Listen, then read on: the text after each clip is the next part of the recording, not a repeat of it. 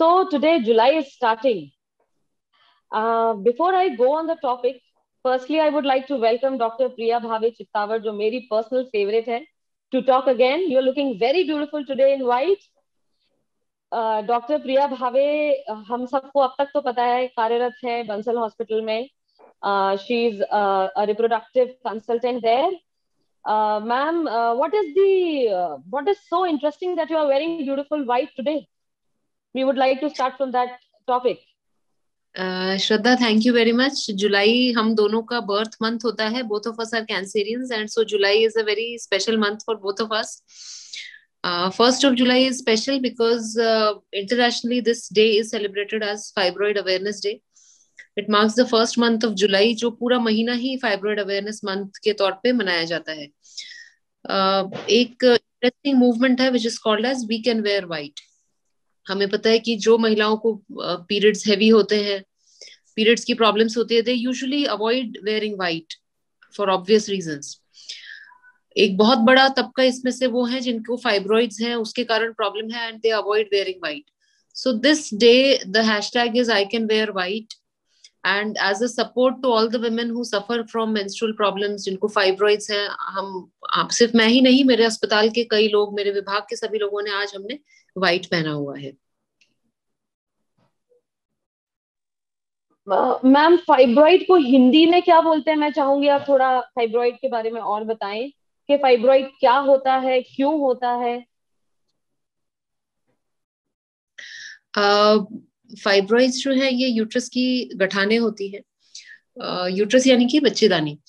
Fibroids जो है ये आमतौर पे कैंसर की गठाने नहीं होती, दे आर बिनाइन ट्यूमर्स.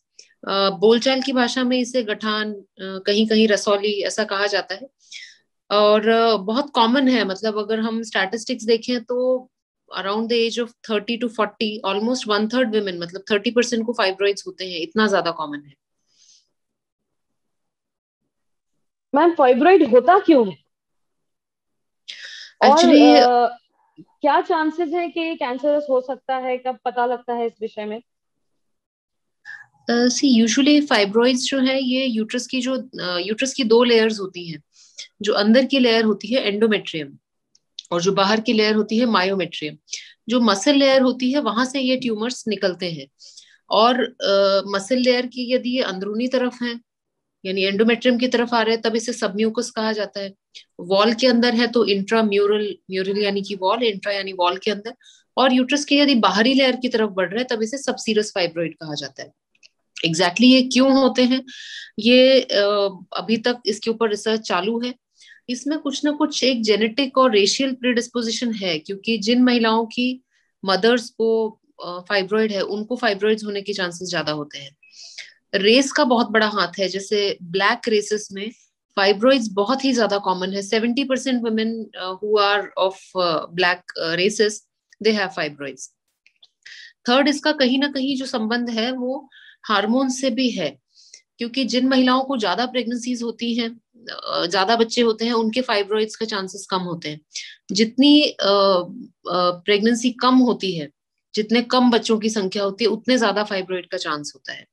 कहीं ना कहीं प्रोजेस्टेरॉन रिसेप्टर के कुछ मॉड्यूलेशन से फाइब्रॉइड्स होते हैं. अब ये हमारी जो है ये रिसर्च बताती है, बट एग्जैक्ट इसका कारण जो है ये अभी भी इसका शोध का विषय है. मैम, एग्जैक्टली पता कब लगता है कि आपको फाइब्रॉइड हुआ है? What are the symptoms, when you should actually look into this matter more seriously? See I told you that fibroids जो है ये लोकेशन के हिसाब से अलग अलग जगह पर होते हैं. या तो यूट्रस के अंदर की लेयर में होते हैं, या वॉल के भीतर होते हैं, या यूट्रस के बाहरी तरफ होते हैं. अब ये फाइब्रॉइड कई बार साइलेंट होते हैं, मतलब पेशेंट को पता ही नहीं होता कि उनके अंदर फाइब्रॉइड है, और इसका साइज काफी बड़ा हो जाता है. जितना ज्यादा फाइब्रॉइड यूट्रस की अंदरूनी लेयर के पास में रहता है, उतना जल्दी वो सिम्टम्स करता है. मतलब यूट्रस की लेयर के अंदर यदि बहुत छोटा 1 सेंटीमीटर का भी फाइब्रॉइड हो, मटर के दाने के भी बराबर हो, परंतु चूंकि वो ब्लीडिंग को अफेक्ट करता है, हैवी ब्लीडिंग होती है, इसलिए ये जल्दी डायग्नोस हो जाते हैं. तो सबसे जो कॉमन सिम्टम है वो हैवी ब्लीडिंग, ब्लीडिंग ज्यादा होना, लंबे समय तक ब्लीडिंग रहना, ब्लीडिंग डिस्टर्ब होके बीच बीच में स्पॉटिंग हो जाना, ब्लीडिंग हो जाना, ये एक फाइब्रॉइड का बहुत कॉमन सिम्टम है. सेकंड कॉमन सिम्टम है पेन. जैसे फाइब्रॉइड बढ़ता है ये यूट्रस की वॉल को स्ट्रेच करता है, तो पीरियड्स के अंदर बहुत ज्यादा दर्द होना, पीरियड्स के अलावा भी लोअर एब्डोमेन में बराबर दर्द बने रहना, ये भी एक फाइब्रॉइड का सिम्टम है। कुछ सिम्टम्स ऐसे होते हैं कि जो यूट्रस के आसपास के जो ऑर्गन्स हैं, जैसे यूरिनरी ब्लैडर है या इंटेस्टाइन्स है, इनको कंप्रेस जब करता है फाइब्रॉइड बहुत बड़ा होके, तो उसके कारण भी आते हैं। एक बहुत बड़ा सिम्टम फाइब्रॉइड्स का जो यूजुअली डायग्नोस नहीं होता या पता नहीं होता, वो होता है इनफर्टिलिटी। कुछ लोकेशंस पे फाइब्रॉइड जो है ये प्रेगनेंसी को भी आने में रोकते हैं। तो इस प्रकार ब्लीडिंग, पेन, इनफर्टिलिटी और प्रेशर सिम्टम्स, ये मुख्य 4 सिम्टम्स होते हैं फाइब्रॉइड्स होने के। I would like to repeat the last statement कि अगर इनफर्टिलिटी कुछ ज्यादा वक्त तक है तो कृपया उसकी जांच कराएं, फाइब्रॉइड के कारण भी हो सकती है। Then again, ma'am, I would like to ask you कि is there any medication through which we can stop this? Some medicine is there? Right, there is so much curiosity कि क्या, चूंकि इतने कॉमन ट्यूमर्स हैं, हर तीसरी हर चौथी महिला को ये ट्यूमर हो जाता है, तो नेचुरली मन में आता है कि ऐसी कोई टैबलेट क्यों नहीं होती जिससे ये फाइब्रॉइड डिसॉल्व हो सके। और एक्चुअली एक ऐसी टैबलेट थी, यूलिप्रिस्टल नाम की एक टैबलेट मार्केट हुई थी, जो प्रोजेस्टेरॉन रिसेप्टर एंटागोनिस्ट थी। मैंने आपको बताया कि प्रोजेस्टेरॉन रिसेप्टर की गड़बड़ी के कारण फाइब्रॉइड्स डेवलप होते हैं। यूलिप्रिस्टल जो दवाई थी ये प्रोजेस्टेरॉन रिसेप्टर्स के थ्रू ही एक्ट करती थी, एक टैबलेट थी जिसे खाना होता था, परंतु अब ये विड्रॉ हो चुकी है। अधिकतर देशों ने इसे विड्रॉ कर लिया है, बिकॉज कुछ पेशेंट्स जिन्होंने यूलिप्रिस्टल लिया फाइब्रॉइड्स को डिसॉल्व करने के लिए, उन्हें सीरियस लिवर फेलियर का सामना करना पड़ा। So because of safety concerns, even India में यूलिप्रिस्टल अब बैन हो चुकी है, अब ये इसे यूज नहीं कर सकते हैं। सो प्रैक्टिकली अब हमारे पास ऐसी कोई दवाइयां नहीं है जिससे कि फाइब्रॉइड्स को हम डिसॉल्व कर सके। प्रैक्टिकली अब हमारे पास 2 या 3 ही टेक्निक्स है, या तो सर्जरी है या तो रेडियोलॉजिकली एम्बोलाइजेशन का तरीका है, जिससे ये फाइब्रॉइड्स का हम ट्रीटमेंट कर सकते हैं। मैम, क्योंकि आपने सर्जरी की बात की तो मैं आपसे ये क्वेश्चन करना चाहूंगी कि क्या ये बात क्या ये बात सही है कि फाइब्रॉइड को ट्रीटमेंट की जरूरत नहीं होती? क्योंकि ये भी राइट, कहा जाता है इट्स नॉट नीड, बहुत it doesn't need to be treated. Correct. जैसे जैसे अवेयरनेस बढ़ रही है, जैसे जैसे सोनोग्राफी सुलभ होती है, कई लोग रूटीन सोनोग्राफी के लिए जाते हैं और दिखता है कि यूट्रस में फाइब्रॉइड है। इंपॉर्टेंट बात यह है कि ऑलमोस्ट 50% महिलाएं जिन्हें फाइब्रॉइड है, actually they don't need any treatment. Fibroids का ट्रीटमेंट 2 सिचुएशंस में किया जाता है। पहला होता है साइज। यदि साइज 4 to 5 सेंटीमीटर से बड़ा है, तो इवन अगर सिम्टम्स नहीं भी हैं तो भी उन्हें निकाल देना ज्यादा अच्छा है। Second is any symptomatic fibroids. यदि फाइब्रॉइड्स के कारण लक्षण आ रहे हैं, तो फिर उसका साइज कितना भी हो, चाहे कितना ही छोटा हो कितना ही बड़ा हो, इसे हमें निकालना पड़ता है। यदि फाइब्रॉइड के कारण इनफर्टिलिटी हो रही है और ये यूट्रस के अंदर की लेयर पर आ रहे हैं, तब भी इन्हें निकालना पड़ता है। इन सब के अलावा, यानी बहुत छोटे फाइब्रॉइड्स जो कोई लक्षण नहीं कॉज कर रहे, पेशेंट को फर्टिलिटी का कोई कंसर्न नहीं है, ऐसे केसेस में फाइब्रॉइड्स को केवल मॉनिटर किया जाता है और हर बार सर्जरी की आवश्यकता जो है वो बिल्कुल भी नहीं होती है।